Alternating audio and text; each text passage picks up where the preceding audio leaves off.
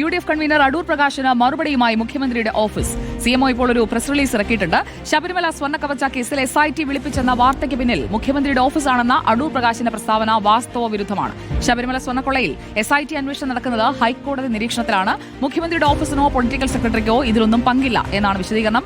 റോഷിപാൽ നമുക്കൊപ്പം. റോഷിപാൽ, കുറെ കാലമായി അന്തരീക്ഷത്തിൽ ഉയരുന്ന ഒരു ആരോപണം ആവർത്തിച്ച് പറഞ്ഞുകൊണ്ടിരിക്കുന്ന പശ്ചാത്തലത്തിലാണോ ഇപ്പോൾ CMO അതിലൊരു വ്യക്തത വരുത്തുന്നത്?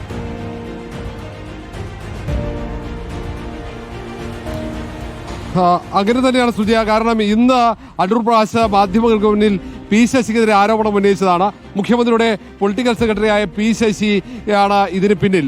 ഈ SIT ഇതുവരെ തന്നെ വിളിച്ചിട്ടില്ല.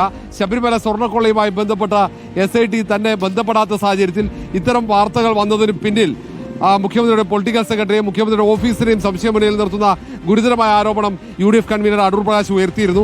ഈ സാഹചര്യത്തിലാണ് മുഖ്യമന്ത്രിയുടെ ഓഫീസ് ഇത്തരം ഒരു വിശദീകരണം നൽകുന്നത്. കാരണം ഹൈക്കോടതിയുടെ നിരീക്ഷണത്തിലാണ് SIT അന്വേഷണം പുരോഗമിക്കുന്നത്. അതിൽ മുഖ്യമന്ത്രി ഓഫീസിന് ഒരു റോളുമില്ല.